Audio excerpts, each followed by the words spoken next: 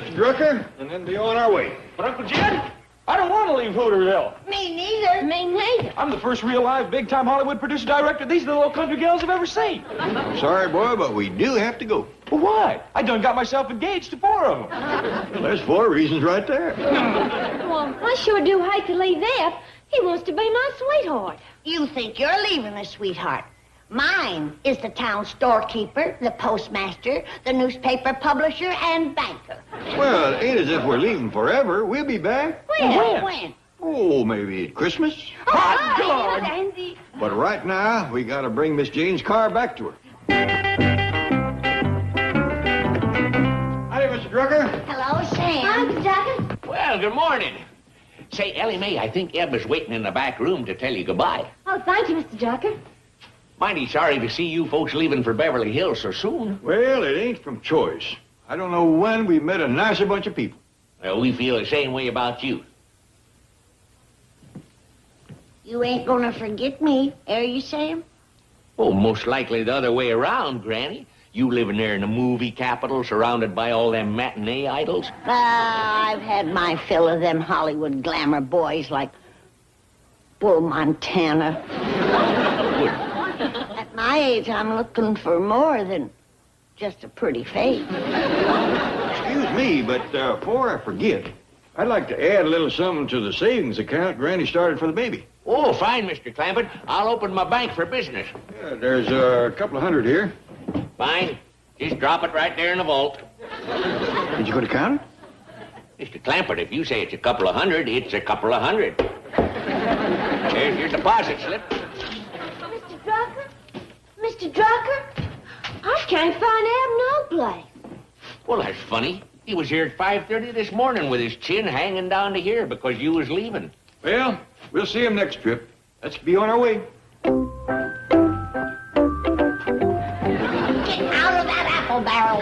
Yeah, Mr. Drucker, reckon I owe you for some apples. Oh, they're on the house. That's right, Uncle Jed. When word gets around that a big Hollywood producer-director endorses his apples, they'll go like that. He's going like that anyway, and that's the way we ought to go. Come on. Jed says maybe we'll be back at Christmas time. Well, I sure hope so. Oh, let me fix you up a little bag of candy for the trip. Jethro, I thought you put them suitcases in the trunk. I did. Looks like they don't want to leave neither. Eb. Wake up! Oh, howdy, Jethro. Are we there already? Where's Ellie? Here I am, Eb. You got to marry me now. You done took me across the state line. Hey, you know something? Beverly Hills looks a lot like Hooterville. This is Hooterville. Oh. Eb, Mr. Douglas called looking for you. You got chickens to clean and corn to shuck. This is a moment of great decision. I don't know whether to be a chicken plucker, corn shucker, or bullet ducker. Eb, get in there and call him.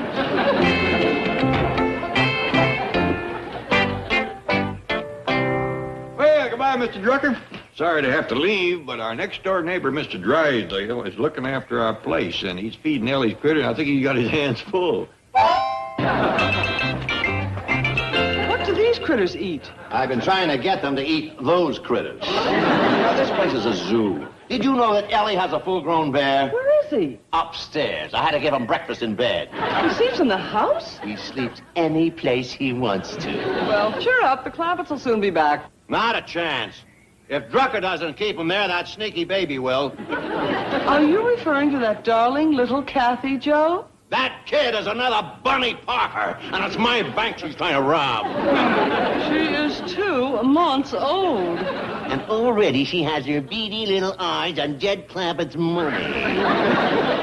Where are you going? It's the bear's lunchtime, and he does not like to be kept waiting.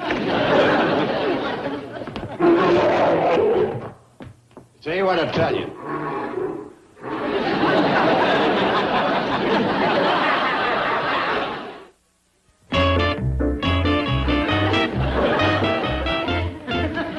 Chief, your shirt's torn. You should see these bed sheets. Rotten bear, rotten. Well, let me trim his nails. Well, why did he become violent? He didn't like the way I tucked in the corners when I made his bed. I hate to mention this, but I'm afraid you forgot this little critter. Oh, I'll never forget this little critter. We had Thanksgiving dinner together. Really? Yes, everybody else had turkey and dressing. I had bananas and bamboo shoots.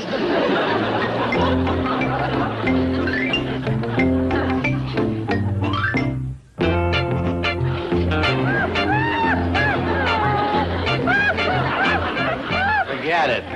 I'm not eating with you today.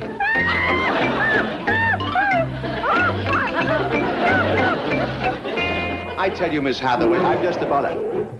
Oh, no.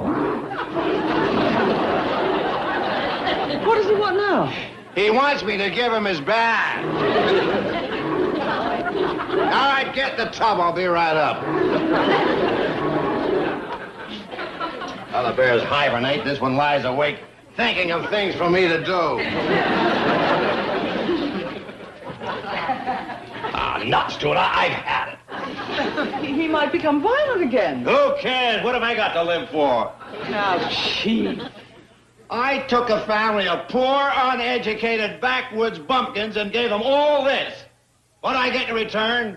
Bankruptcy. You are not bankrupt. Well, I will be as soon as Jed Clampett transfers his $80 million to Hooterville. Oh, how sharper than a serpent's tooth is an ungrateful hillbilly.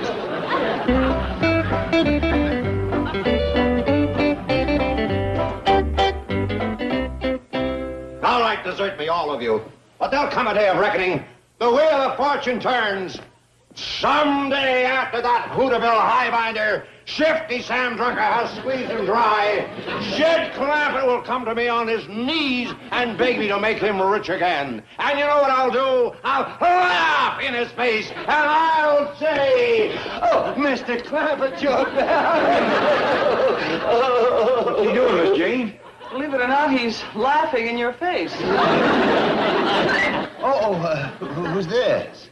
Well, that's Ellie's friend, Eb. What do you mean, friend? They's practically engaged to get married.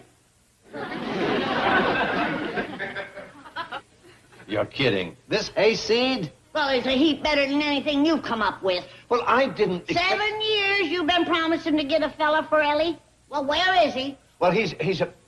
don't worry, I found one. Well, you're too late. We don't want any of your city slickers. Eb is a good, honest, hard-working farm boy. Now, that's a perfect description of the fellow I've got. Well, you can keep him. Now, hold on, Granny. Ain't nothing official yet between Ellie and Eb. Who's your young fella? Well, that's a surprise. Right, Miss Hathaway? Oh, a complete surprise. You say he's a real country boy? Granny, he was born so far out in the country that the sun used to set between his house and town. That's a fur piece out. Well, let's go get him, Miss Hathaway. You hold him, and I'll put shoes on him. Sounds like he's found a country boy, Granny. Seeing's believing. He's been barking for 7 years, and he ain't treed nothing yet. It'd be nice for Ellie to have a choice. Eb's a nice young fella, but if brains was lard, he wouldn't grease too big a pan. Come on, we've got to find a country boy. In Beverly Hills? It's impossible. Miss Hathaway, to a man who has bedded down a bear and had Thanksgiving dinner with an ape, nothing is impossible. Take your own bath. Bear. Swell rock.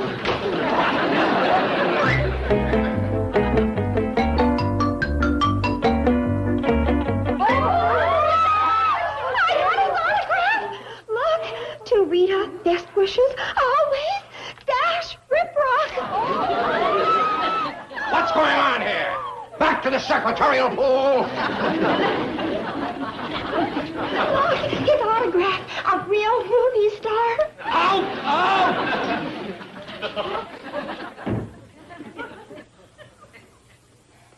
You better run along, honey. Old Grump-Grump's here. Goodbye, Dashy Washy. Goodbye, Jeannie Wee. Scramsy-wamsy, are you firedsy-wiredsy? Yes, sir. What's the idea? Just getting home from an all-night party? Oh, I just came from the set. My agent reminded me it's contract signing time. So it is. So it is.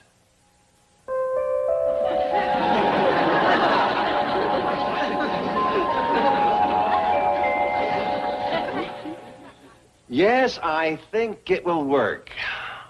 Homer. Homer? That's your real name. Homer Noodleman from Peoria, Illinois. I changed my name to Dash Riprock. I'm changing it back. Oh, no, you're not. It's only temporary. After the wedding, you'll be known as Mr. Ellie Mae Clampett. I'm not going to marry Ellie Mae Clampett. You're going to propose. What if she says yes? Then you'll be a very rich young farmhand. Man, I'm a movie star. Not unless we renew your contract. Please tell me what you're trying to do. Yes, I'm trying to keep the Clampetts in Beverly Hills and their $80 million in my bank. In order to do that, I need a country boy to court Ellie Mae. I was born and raised in the city. Yes, I know that, and you know that. But the Clampetts don't know that. They know I'm Dash Riprock, the Hollywood playboy. Not anymore. You are now Homer Noodleman, the Peoria plowboy. Excuse me, Chief. Oh, Miss Hathaway, you know Homer Noodleman, the passionate plowboy from Peoria? He's hankering to court Ellie Mae. Oh, Chief, you're joking. You'll never get away with it. See, I told you. Dash Riprock convince the Clampetts that he's a country boy? Just a minute. Just a minute.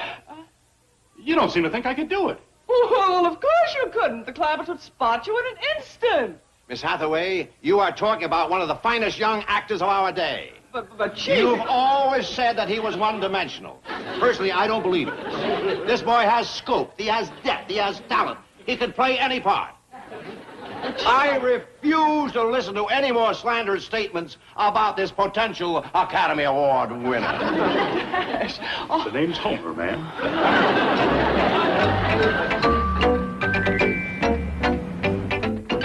All right, Homer. Now you go in there and give the performance of your career. And don't forget that mini pearl greeting I gave you. I'll do my best, Mr. Drysdale, but I'm used to working from a script. Aha, there's no problem. I've written down a few key country expressions. I'll put them in the crown of your hat, so whenever you're in doubt, you can just take a look. Well, back so soon? That's right, Mr. Clampett. And here's the farm boy that's going to make Ellie Mae forget all about Ed. Now shake hands with Homer Noodleman. Howdy, Mr. Noodleman. Hey, you look a heap like that movie fella. Dash Riprock. Yes, he used to be, but he's given that up to return to his first love, farming. Well, doggy, you a farm boy? Is he? Tell him what you've been doing today, Homer. I've been out slapping the hog. Slapping the hog? I believe you meant to say slapping the hog. No, he means slapping. They were in the corn. That makes sense. I've slapped many a hog out of the corn. Come on in.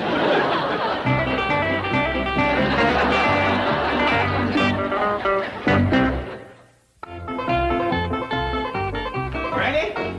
Mr. Drysdale kept his word. He fetched over a fella for Ellie Mae. Granny, shake hands with Homer Noodleman. Howdy, Homer. Howdy.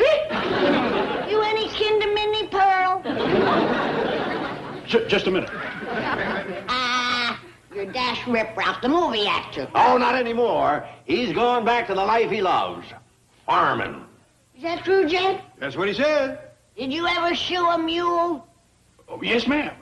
Shoot him out of my corn just today. You better put a fence around that corn. Twixt the mules and the hogs, you ain't going to have none left. I'll go fetch Ellie Mae.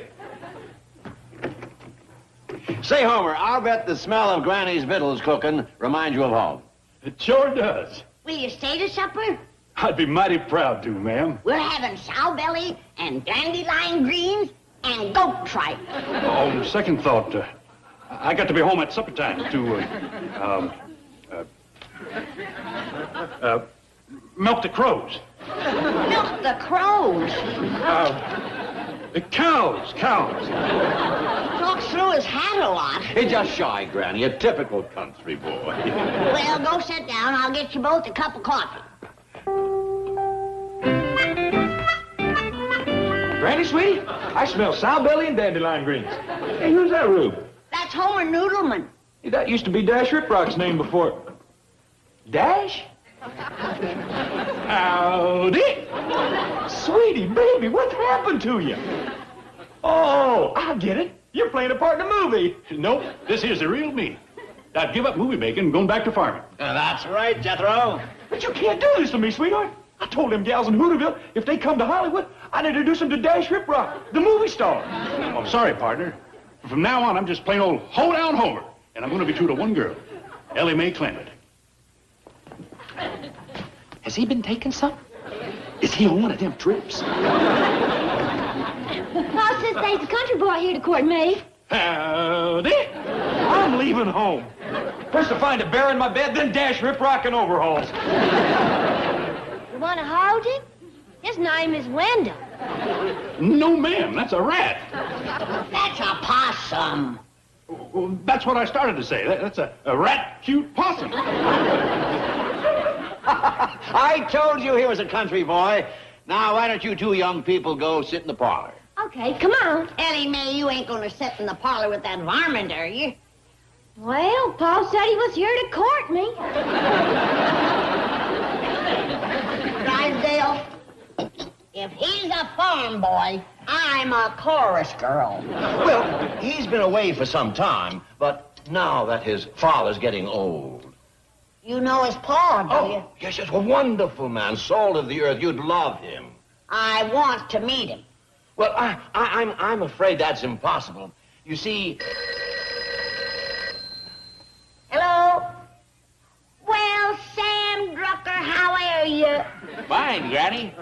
Yeah, I just wanted to tell you, Eb has run away from the farm. We think maybe he's coming to Beverly Hills to court Ellie. Good. Sam thinks Eb's coming to court Ellie. What? Sooner the better, Sam. There's another fella out here courting her, but he ain't gonna get no place without we meet his pa. I'll arrange it. Mr. Clampett, I want you to meet one of the finest old gentlemen it has ever been my pleasure to know. Homer's father, Mr. Noble Noodleman. Well, come in. Granny said to expect you. Howdy. Yeah, sounds like Homer come by that honest. It's an honest family, like father, like son. Granny, if you're wanting to meet you, I'll go fetch her. Sit in. Chief, I hope this works. It's already working. Don't forget our bargain. I'll keep my end. Now, you bring this off, and I'll give you the sweetest roll you have ever seen. How about giving it to me now? This is nothing. The roll I'm giving you is big enough to choke a horse. I'll settle for that one. Here he is, Granny. Homer's pa, Noble Noodleman. Right, kid. Homer does come by it honest. Well, come on in the parlor and sit down, Noble. Well, hold on, Granny. The young folks is courting in there. Oh, I forgot. Well, come on out to the kitchen. I'll give you a nice big plate of sow belly, greens, and goat tripe. No, thank you. Now, Mr. Noodleman, you know you'd love Granny's sow belly and goat tripe. No, thank you. Oh, now, you ain't company around here. You is one of us. Come on. No, thank you. Excuse me, Mr. Drysdale. Could I ask you a favor? Certainly, Jethro. Well, there's this big sack of sweet rolls in the back seat of your car. Could I have one? That's my sweet roll. Shame on you, boy. I ain't never seen rolls like this before, Uncle Jed. They was big enough to choke a horse. Oh, that rat.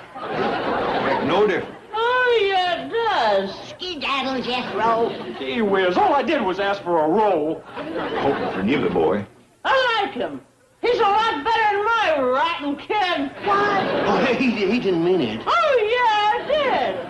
Homer Noodleman is a rotten kid. He's having one of his spells. I better take him out in the fresh air. Somebody yelling about me? Yeah, I was. Who is this old clown? You see? He don't even recognize his own father. Shameful. You're rotten, Homer. You're a rotten, hog-slapping kid. Who is this old nut? Did you hear what he called me? Oh, he's a rotten, hog-slapping kid.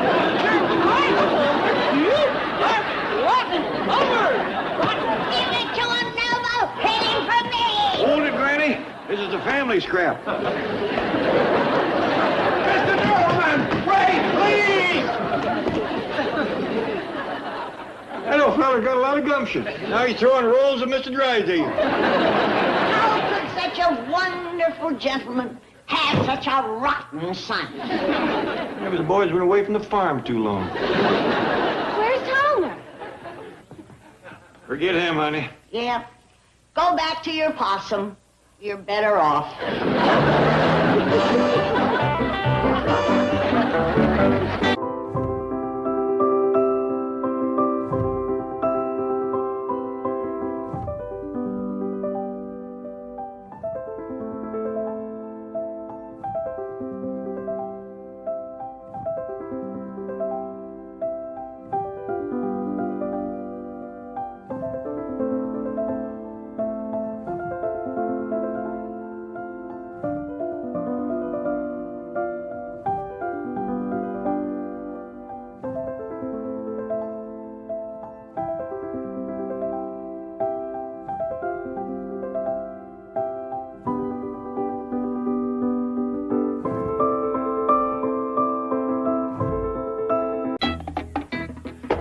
Hi, Uncle Jed, sweetie. In the Sam Hill is that? That's a girl. I reckon I could have guessed that. What's this contraption? Oh, this here is a hand-built, wedge-designed, custom-made rear-engine, turbocharged twin spear. She puts out 600 horsepower at 8,000 RPM. Well, I'd have never guessed that. Oh, Uncle Jed, I'd like for you to meet the newest superstar in my stable. A girl whose name is going to be up in lights from coast to coast. A girl whose name is going to be a household word. Miss, what was it again? Jean Rivers. That's right. Oh, well, howdy. I'm proud to meet you, Miss Jean Jean. Is this your, whatever it is? Oh, no. This belongs to CB. Who is CB? That's me, Uncle Jed, sweetie. That's the way I'm known in movie land. CB de Bodine, star maker. You bought this? It's great for my Hollywood producer image. Where's the truck? When I drive up to premieres in this rascal, folks will know I'm important.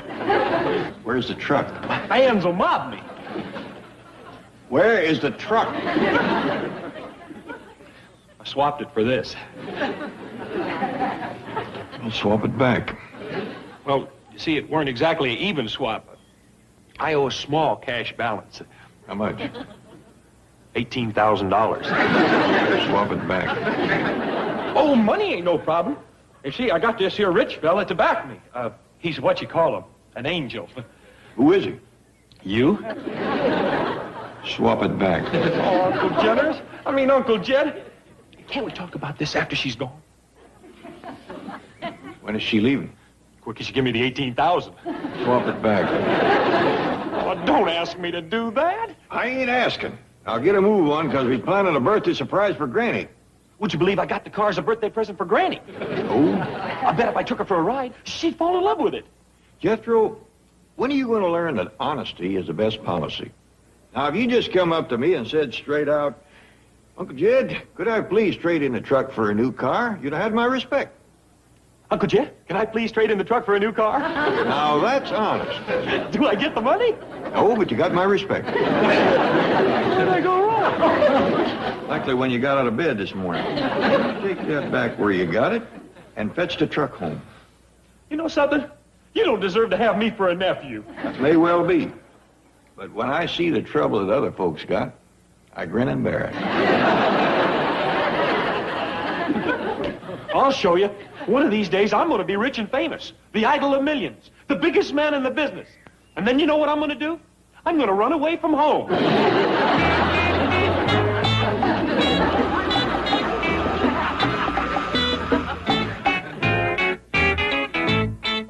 Excuse me, Chief. I thought you'd like me to remind you. Today is Granny's birthday. Oh, bless her heart. Remarkable little woman. I want you to go out and get her a fabulous present. Something really breathtaking and spare no expense. Wonderful. And while you're out, get her a little something from me, too. A little something? Yeah, and a beautiful card to go with it. You know, something with roses and lace and sentimental poetry like, though your hair is very gray, may you have a merry day. Hey, that's pretty good. Never mind the card, just type that up and I'll sign it. Right, Chief? That's chief, as in Indian. That's cheap as in skate? I guess I am being a bit too frugal, but if I could only think of something that Granny would really want. I can show you just the thing. A few days ago, Granny and I were looking through this catalog, and we came across a picture of a hickory rocking chair, handmade by craftsmen in the Ozarks. Oh, here it is. She absolutely fell in love with it. She must have looked at this page for half an hour. Yes, I can see how Granny would really like this. Okay, here. Have this framed and give it to her from me. Come on, Duke. Let's go out and warm our old tired bones in the sun. These cold winter nights is kind of hard on us senior citizens. Still say Granny'd love that little old yeller bomb. Boy, I think I know what's best for Granny. But if you just let me take her for a ride. I don't want to hear no more about it. You mean he's going to keep that old broken-down wreck around here forever? Well, I don't say forever, but as long as she's still working. On these cool mornings, it takes forever to get her started. Maybe, but once she gets warmed up, she goes pretty good. She's an eyesore. She's a disgrace to the family. Come on, Uncle Jed. Let me just push her off a cliff. We'll collect the insurance. Duke, they's gonna do me in from a $50 double indemnity. What kind of birthday surprise would that be for Granny? It'd be a great surprise if you let me give her that little yellow bomb. Now he wants to blow me up. Listen, Uncle Jed, let's forget about the insurance. It don't amount to nothing nohow. First, I'll strip her of everything we can sell. Strip me? So that's why Jed took my shoes. Yeah, I'll throw what's left on a city dump. Now I ain't even gonna get a decent burial. Jethro, I realize she's old and starting to fall apart. Yeah, that's the truth. One good kick would finish her. Nope. You ain't gonna kick her to pieces, or push her off a cliff, or throw her on a city dump. When the time comes that she can't go no more, we're gonna ship her back to the hills and give her to some poor kids to play with. As long as she can still get the job done, we're gonna keep her. Oh, shucks. Now, Jethro, you take a broom and sweep up all them leather scraps. Give me that broom, I can still get the work done.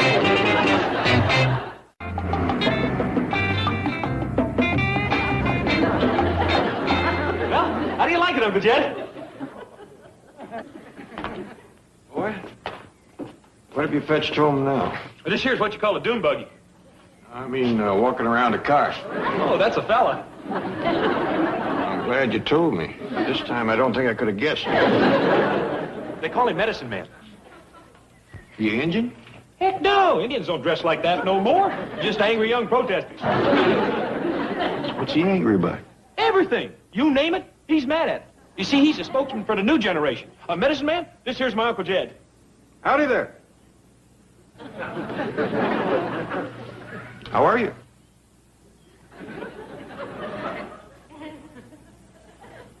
For a spokesman, he don't say much. That don't mean he's mad at you. He's mad at the establishment. The what? Well, the folks that runs things. He says there's a bunch of spigots. Spigots. Yeah, there's a heap of spigotry in this world. But I told him you wasn't like that. You was full of love and kindness and generosity. Uh-oh. Where is the truck? I told him money don't mean nothing to you. You's a flower child. Where is the truck? I told him there wasn't no generation gap betwixt us. Where is the truck? I swapped it for this. Swap it back. But I saved you $15,000. This'll only cost you $3. Swap it back. The spokesman for the angry young generation can't drive around in no Detroit iron. He's got to have himself a flower car. Swap it back. You're commencing to widen the gap. You do as I tell you. You're bugging me. You're putting me uptight. You keep on like this, and we's gonna have us a freak out. There's one freak out already, and you're on the way to making it two. I'll give you one more chance to relate to my generation. Are you gonna buy me this dune buggy? No. Are you gonna buy me this dune buggy for Granny's birthday? No. Then I'm gonna drop out. What does that mean? That means that young folks like him and me is gonna run this world. Let me drop out myself. I'm protesting you. I'm demonstrating you. I'm dissenting you because your value systems is all wrong. I'm putting you down, Spigot, because you don't tell it like it is. All right, I'll tell it like it is. You get that truck back here in 15 minutes, or you're going to eat Granny's birthday cake standing up. Yes, sir. Come on, soul brother. That old establishment cat means what he said.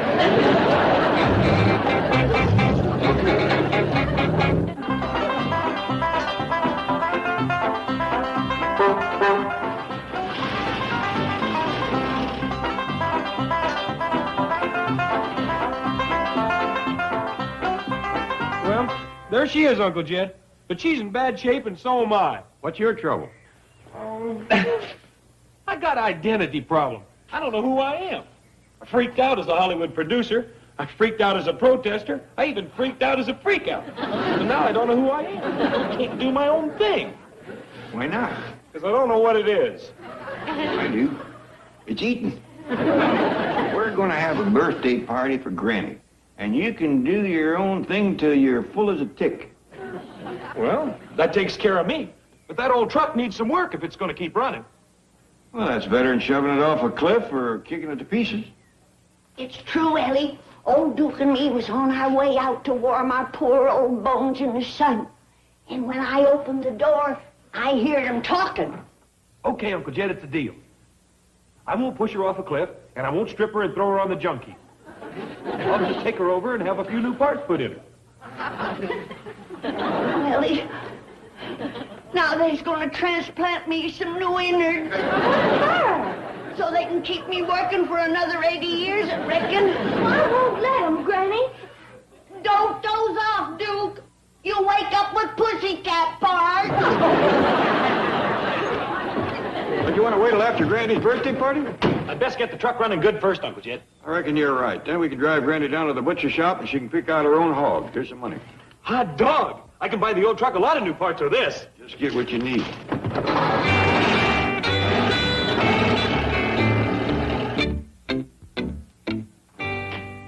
Here's your shoes, Granny. I don't need them, Jed. I work faster without them. Look at me go.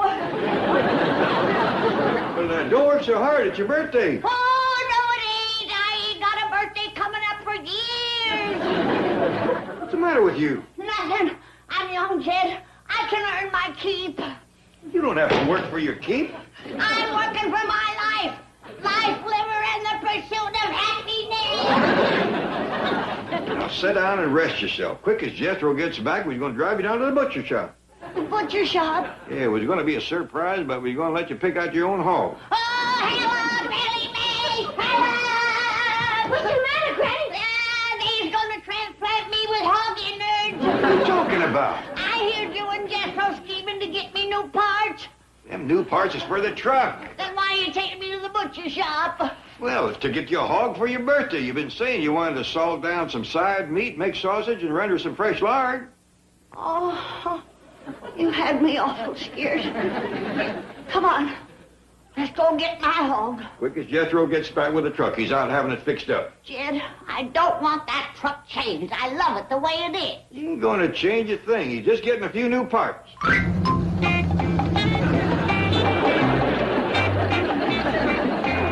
Well, how do you like it, Uncle Jed? What is it? It's the truck. What truck? Our truck. What'd you do to it? Oh, I just put on a few new parts. Looks like more than a few. I liked it the way it was. Your part, Granny. Just hop up there on that old bench, and I'll drive you down to the butcher shop. You ain't driving me no place in this thing. Looks like a circus calliope. Oh, do these pipes play music? It plays the sweetest music this side of Indianapolis. Why, under that hood is 442 cubic inches of raw power. You get this truck back like it was. But, Granny, this baby's got tack pods, a three-quarter cam, and 4 on the floor. You do as I tell you, there's going to be one on the ground. Do I have to, Uncle Jed? Well, boy, looks to me like it's neither fish nor fowl. It's foul. Uncle Jed, I've done spent a lot of your money. Well, you better spend a little more and get it fixed right. Okay. Can I go with him, Paul? Might be a good idea, Ellie. 2 heads are better than one. Not when one of them's Jethro.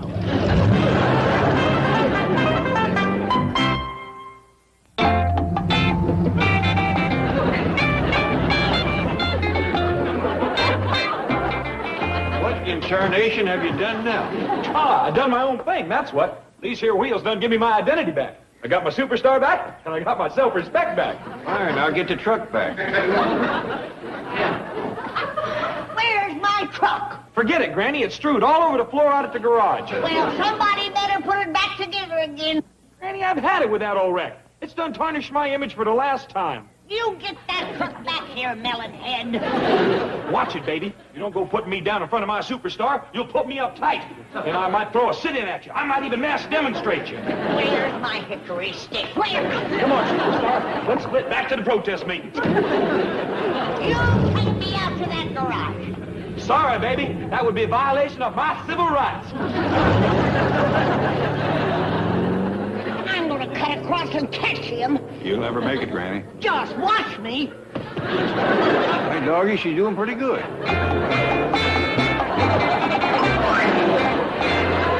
She can just keep that speed till the next Olympics. We got us a mess of gold medals. Well, here we is, back at the Citadel of the Decadent Rich. Howdy, Father Emmett. Hey, me. My name's Hydrangea now. I'm a flower child. Is the kitchen free? There's 30 or 40 more coming over for a happening. The kitchen? That's where it's at, baby. Jethro wants to have a eat-in. I might have known. Come on, girl. Hold it. The only happening that's happening around here today is Granny's birthday party. Do we get victuals, or do we commence yelling police brutality? You keep this up and... What in the blue blazes? Chief, listen to me. You are making a mistake. What do you mean? You said Granny wanted a hog. But when she said dress, she didn't mean like that. So the clothes came off the rack. If you think I'm going to have an outfit tailor-made for a hog. Hey, Dale, Miss Jane, what you got there? Well, it's a little birthday present for Granny, and just the way she wants it, all dressed. Nigel, I know you're a city feller, but dressing a hog is a lot different than dressing a person. You can say that again. It took me a half an hour to get his pants on. He is rather a strange sight, isn't he, Mr. Clampett? Well, not compared to some I've seen today. Well, ain't he cute? Where'd you get him, Mr. Drysdale? I foreclosed. I fortunately found a farmer who had a hog to sell. It's a birthday present for Granny. Ellie, why don't you take this porker around back and feed him and take care of him? I sure will, Paul. You know something? I like hogs better than hippies.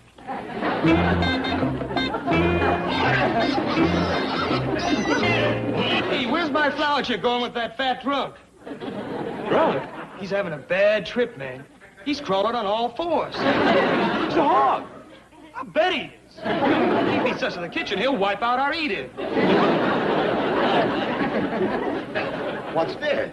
My new wheels. Where's the truck? Well, last time I saw it, Granny was trying to talk four mechanics into putting it back together again. Well, it looks like she done it, because yonder it come. Well, there's nobody driving. Reckon that old thing knows its way home by itself?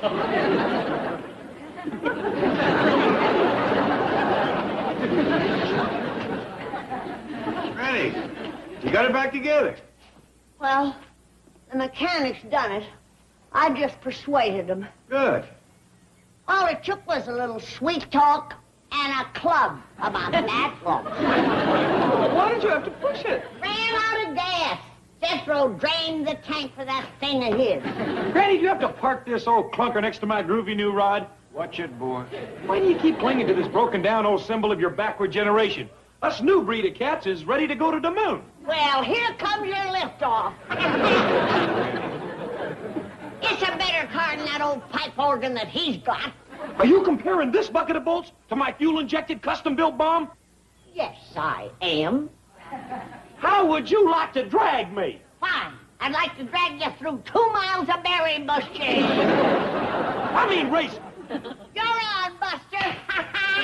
You can't race him. You ain't even got gas. I got something better. There. That ought to do it. Granny, this ain't no way to spend your birthday, racing with Jethro. I can't think of no better present that I'd rather have than to beat the pants off of that blowhard boy in his fancy hot rod. Granny, Jethro, I have made arrangements for the use of the racecourse facilities at Whiteman Stadium in the Valley. I'm ready. Me too. I hereby volunteer my services as official starter. Let's go. Gentlemen, start your engines.